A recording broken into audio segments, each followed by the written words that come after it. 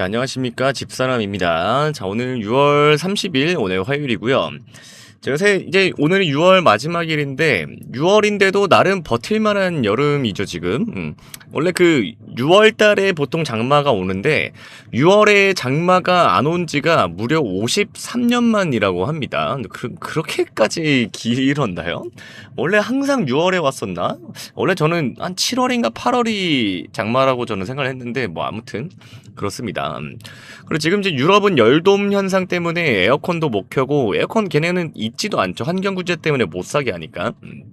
뭐 참, 뭐 남의 나라 일 같지가 않으면서도 뭔가 좀 고소한 기분이 드는 건 좀 어쩔 수가 없다. 네, 아무튼 그런 좀 사담을 했고.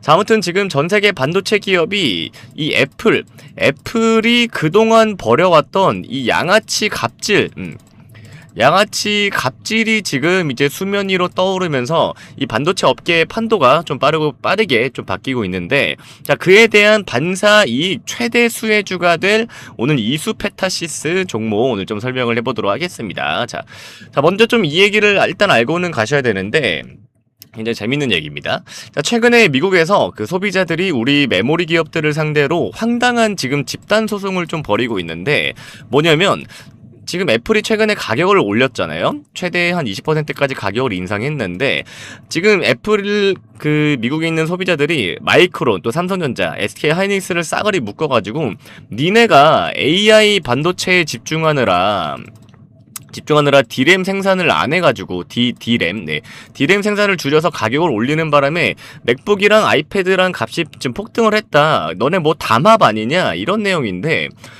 아니 제조사가 가격을 올리든 말든 뭐 지들이 왜 뭔데 소송을 걸고 난리예요. 그렇잖아요. 우리가 뭐 공산기업도 아닌데. 네. 자, 아무튼 이 소송의 이면을 좀 들여다보면 진짜 실소가 좀 나오는데, 자, 그동안 전 세계 공급망을 흔들면서 우리 기업들을 쥐어짜던 이 애플이 이제는 좀 주도권을 빼앗기고 지들이 이제 마진 줄어들게 생기니까 전형적인 이 물타기를 하고 있다. 전형적인 물타기를 좀 시전을 하고 있다. 최근에 애플이 맥북과 아이패드 가격을 좀 기습 인상을 하자마자 소비자들이 좀 폭발을 했고, 이에 대해 애플이 뭐라 그랬냐면 삼성이랑 하이닉스 그 다음에 마이크론 이런 애들이 엔비디아의 HBM을 납품을 하느라 정작 D램 값을 올려서 어쩔 수가 없었다 이러면서 갑자기 우리 탓을 하기 시작했다. 네, 그렇게 좀 된 겁니다. 근데 이게 얼마나 적반하장이냐면 불과 3년 전만 해도, 그러니까 2023년이죠. 3년 전만 해도 그때가 반도체 불황이었는데 애플이 지금도 마찬가지지만 사실상 전 세계 반도체 소비 최대 기업인 건 맞긴 하거든요. 근데 이제 애플은 그 무지막지한 본인들의 구매력을 무기로 우리 기업들의 목줄을 쥐고 D램 가격을 원가 이하로 후려쳤었습니다. 그때 당시에는요. 3년 전에. 이게 뭐 D램 하나 가격을 뭐 몇만원 수준이 아니라 몇천원, 네, 몇천원 수준까지도 후려쳤었습니다. 애플이. 네. 그러면서 그때 당시에 이제 SK 하이닉스가 2023년에만 반도체 부문에서 7조 원이라는 어마어마한 영업 손실을 겪고, 삼성전자는 15조 원이라는 영업 손실을 그때 좀 겪었었거든요. 근데 그때 당시에 우리나라 대기업들이 또 수조 원의 적자를 내면서 피눈물을 흘릴 때 애플은 눈 하나 깜짝 안 하면서 헐값에 부품을 주워 담으면서 자기네들은 영업이익률을 40%나 넘게 그동안 챙겨왔습니다. 네. 네, 그러다가 이제 지금은 대 AI 시대잖아요. 대 AI 시대, AI 열풍이 이제 오고, 엔비디아가 또 우리나라 기업들에게 너네가 진짜 HBM 최고다 이러면서 좀 줄을 서주니까 상황이 지금 좀 180도 바뀌어버렸습니다. 네. 옛날에 애플이 이런 적도 있었어요. 그 일본의 뭐 이제 정부랑 이렇게 뭐 주도를 해서, 그 다음에 뭐 도시바 아시죠? 소니, 도시바 뭐 이런 기업들이랑 과거에 이제 JDI라는 반도체 생산 그 기업을 세운 적이 있는데, 그때 당시에 애플이 이 기업에다가 너네 그 LCD 패널 좀 우리 거 좀 만들어서 납품 좀 해줘라. 네, 하여튼 그런 적이 있었어요. 근데 이 JDI가 저희 죄송한데 공장 세울 돈도 없고 설비 투자할 돈도 없다. 지금 뭐 이제 좀 그렇게 좀 회사가 좀 열악한 상황이다 했는데, 그때 당시에 이제 애플이 뭐라 그랬냐면, 야, 니네들이 먼저 설비 투자해. 그다음에 뭐 어디서 돈을 빌려오든 공장도 지어. 너네가 LCD 만들어주면 우리가 그거 다 사줄게. 그럼 너네 우리한테 나오는 그런 영업이익으로 너네 회사도 다시 살리고 설비 투자 늘리면 되지 않겠냐 이러면서 한번 이 JDI랑 애플이 네, 그런 이제 서로 이제 그 합의를 했었는데, 이 LCD가 만들어지는 과정 중에 갑자기 시대가 OLED 이 시대로 좀 빠르게 이제 급변을 하면서, 정작 다 만들어 놓으니까 애플이, 야, 지금 무슨 LCD야, OLED 해야지 하면서 그 거래를 끊어버리고, 결국 JDI는 파산을 했습니다. 근데 파산을 하고 나서 그 원래 기업이 투자했던 설비 투자나 공장을 애플이 아주 싼 값에 또 인수를 해가는, 네, 그런 어마어마한 갑질 사건도 있었습니다. 아무튼 좀 이런 건데, 자, 어쨌든 이제 애플이 좀 이래버리니까 갑질의 이제 대명사로 지금 떠올랐다. 근데 최근에 이제 우리 기업들이 가격을 안 내려주니까 미국 정부의 블랙리스트이자 또 중국 군사 기업 중에 하나인 창신 메모리 CXMT 아마 들어보셨을 거예요. 이 창신 메모리의 부품을 좀 우리가 수입을 할 수 있도록 지금 미국 정부에다가 애플이 로비를 하고 있다라는 지금 얘기가 들려오고 있습니다. 그래서 이거는 뭐 동맹국 기업들은 고사하고 무조건 뭐 중국산 싼 제품까지도 우리는 들어와서 어쨌든 자기네들은 절대 마진을 깎을 수는 없다. 뭐 이런 좀 심보죠. 네. 어쨌든 그렇게 하다 보니까 결국 이 애플의 오만함이 좀 부메랑이 돼서 애플 주가는 최근에 한번 폭락을 했죠. 그러면서 하루 만에 무려 주식의 시가총액이 404조 원이 날아가는, 네, 이런 사태가 좀 벌어졌습니다. 그래서 어쨌든 시장이 이 애플의 양아치 경영 방식에 대한 좀 단호한 심판을 좀 내리고 있죠. 네. 자, 근데 어쨌든, 자, 이 시점에서 애플의 이런 압박, 그 다음에 애플의 이런 뭐 가격 압박, 단연 뭐 이런 것들 때문에 또 완벽하게 또 자유로울 수만은 없겠죠. 우리나라뿐만도. 그죠? 왜냐면 뭐 애플을 또 처로 또 갖고 있는 기업들이 또 있으니까, 네. 근데 또 반대로 애플 공급망에서 탈출을 해서 이제, SK 하이닉스랑 삼성전자와 마찬가지로 이 엔비디아의 이제 대동맹에 합류를 하면서 좀 대박을 터뜨릴 그런 인생 역전 종목 이런 것들이 좀 따로 있다. 자, 그것 중에 하나가 또 주도주 중에 하나가 이제 이수페타시스가 될 거다. 네, 바로 그 핵심 근거를 좀 다시 한번 좀 짚어볼 건데, 자, 첫 번째로 이수페타시스는 애플이 아무리 깽판을 쳐도 타격을 받지 않는 이런 초고다층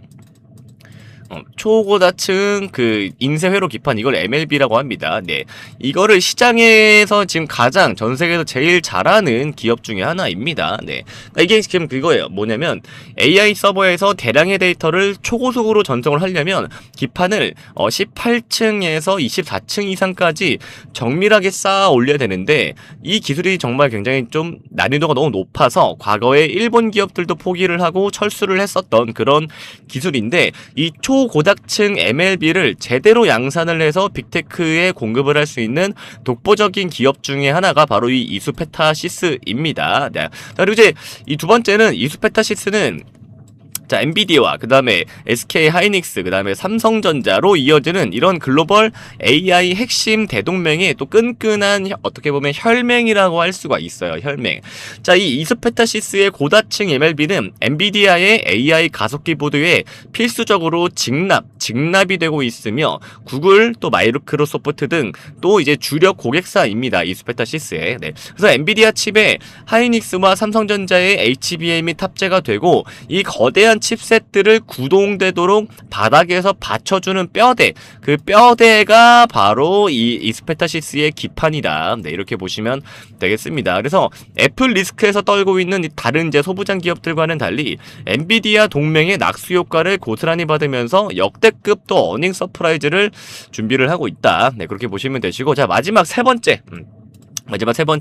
자, 지금 눈앞으로 다가온 천문학적인 캐파 증설입니다. 그러니까 생산 능력 증설과 신규 공장, 네, 가동입니다. 네, 신규 공장 가동, 캐파. 이거를 우리가 생산 능력, 이거 투자라고 하잖아요. 네, 주문 폭주를 지금 감당을 하지 못해서 감행한 좀 대규모 공장 증설이 지금 이제 하반기부터 본격적으로 이수페타시스가 좀 가동이 됩니다. 그래서 뭐 물량이 안 팔려서 막 파산을 했던 애플의 갑질 때문에 파산을 했던 그런 일본의 JDI와는 달리 글로벌 기업들이 제발 공장 좀 더 지어달라고 정말 애원해서 물량 좀 많이 만들어주세요라고 애원해서 지은 그런 공장입니다. 그래서 차세대 제품의 양산 매출이 찍히기 시작하면 실적은 가볍게 얘네들도 좀 하늘을 뚫고 날아갈 전망이다. 그리고 공급 부족으로 제품 또 단가가 비싸질수록 당연히 이수페타시스도 가만히 앉아서 역대급 최대 마진을 남기게 되는 그런 구조가 지금 완성이 돼가고 있다 이렇게 보시면 되겠습니다.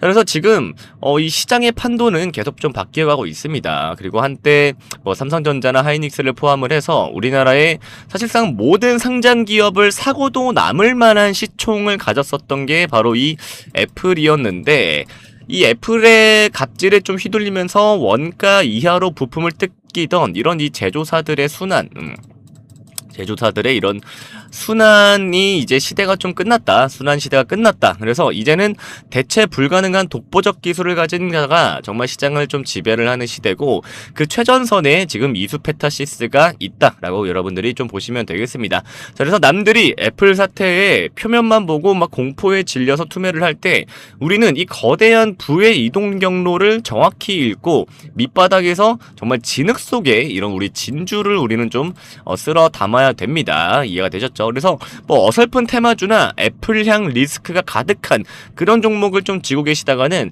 하반기에는 나름 좀 피눈물을 또 흘리게 될 수도 있게 될 것 같습니다. 자, 애플은 가격을 어차피 올렸기 때문에 영업이익이 줄어드는 것보다는 일단은 판매 자체가 좀 소비 심리가 좀 끊길 수밖에 없겠죠. 그래서 우리는 이제 애플의 반사 이익의 최대 수혜주들을 우리는 가져가야 된다. 네, 그렇게 말씀을 좀 드리도록 하겠습니다. 자, 그래서 최대 수혜주, 자, 지금 화면에 보이는 번호 010-8385-3655 번호로 여러분 문자로 매수 딱 두 글자 문자로 남겨주시면, 자, 이번 애플 사태로 직격탄을 맞을 위험 종목과 그 다음에 또 반사 이익으로 또 폭등을 할 수밖에 없는 이런 이수페타시스를 포함한 히든 수혜주를 제가 딱 3개씩 정리를 해서 보내드리도록 하겠습니다.